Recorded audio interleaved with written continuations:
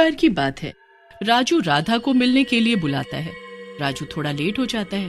अरे यार, मैं हमेशा लेट क्यों हो जाता हूँ? आज फिर राधा गुस्सा करेगी, लेकिन उसका गुस्सा भी मुझे क्यों इतना प्यारा लगता है। राजू जंगल में पहुँचता है। राधा उसकी तरफ पीठ करके खड़ी होती है।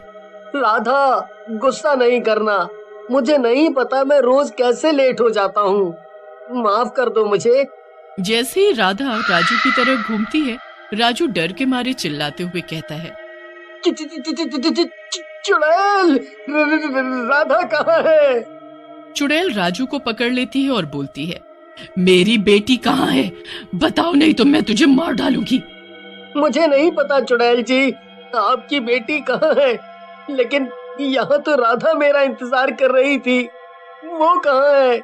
तेरी राधा को भी नहीं पता था कि मेरी बेटी कहाँ है, इसलिए वो तो गई। अब तुझे मेरी बेटी का पता है तो तू बचेगा, नहीं तो तू भी मरेगा। ऐसा कहकर चुड़ैल पेड़ की तरफ इशारा करती है। पेड़ की डाल पर राधा की लाश पड़ी होती है, और जैसे ही राजू चुड़ैल को उसकी बेटी के बारे में मना करता है, चुड़ैल उसे भी मार डालती है। इसे भी नहीं पता तो ये भी मरेगा, किसी को नहीं छोड़ूंगी। ऐसा कहकर चुड़ैल वहां से चली जाती है। अगली सुबह राधा और राजू की लाश को देखकर गांव वाले बहुत घबरा जाते हैं। हे भगवान, ये हमारे गांव को किसकी नजर लग गई है? रोज किसी न किसी की लाश मिल रही है। सही कह रहे हो मोटू भैया, पता नहीं कौन दुष्ट है जो ऐसा कर रहा है। कसम से मिल जाए एक बार, उसका टेटुआ ही दबा लूंगा। हाँ। फिर गांव वाले मिलकर राधा और राजू का भी अंतिम संस्कार करते हैं, लेकिन मन ही मन गांव वाले इतना घबरा जाते हैं कि रात में टॉयलेट तक करने के लिए नहीं निकलते। उसी रात चुड़ैल गांव में घूमने निकलती है। ये सारे गांव वाले कहाँ मर गए? अगर ये मुझे नहीं मिले तो मेरी बेटी का पता कौन बताएगा, और मैं अपनी बेटी से कैसे मिलूंगी? चुड़ैल गांव में घूम रही होती है कि तभी उसे गांव में रहने वाला एक पागल जिसका नाम पगलू होता है दिखता है। चुड़ैल पगलू के पास जाती है और उससे पूछती है, ए बता मेरी बेटी कहाँ है, नहीं तो जान ले लूंगी तेरी। चुड़ैल की बात सुनकर पगलू हंसने लगता है और बोलता है, देखो देखो कैसी माँ है ये, इसे ही नहीं पता इसकी बेटी कहाँ है। पगलू की बात सुनकर चुड़ैल का गुस्सा और बढ़ जाता है और वो पगलू को पकड़कर बोलती है, तू बताएगा या तेरी जान ले लूं? बता मेरी बेटी कहाँ है?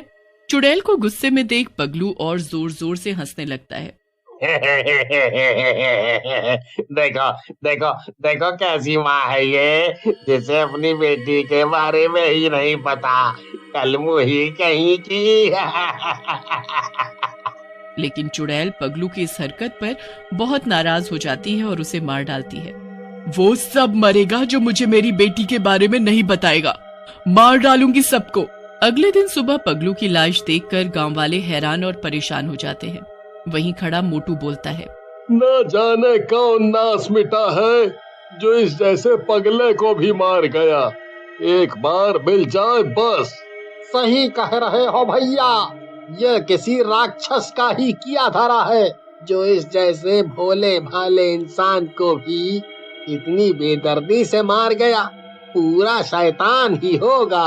ननकू और कल्लू को पगलू और बाकी के गांव वालों की मौत का पता चलता है। ननकू और कल्लू मिलते हैं। कल्लू भाई, पगलू की मौत का सुनकर बहुत बुरा लगा। मुझे लगता है उस बेचारे की मौत में हमारा भी बराबर का हाथ है। सही कह रहे हो भाई, हमने ये चुड़ैल वाली बात छुपाकर बहुत गलत किया है। अगर हमने पहले ये सब बातें गांव वालों को बता दी होती तो इतनी मौतें नहीं होती।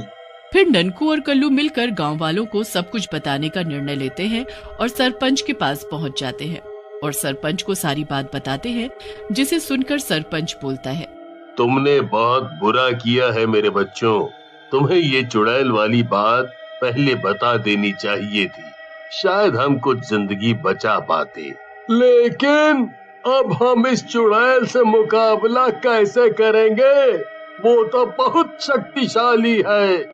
मोटू की बात सुनकर पतलू के दिमाग में एक योजना आती है और फिर योजना के अनुसार रात में पतलू गांव में अकेला घूमने निकलता है।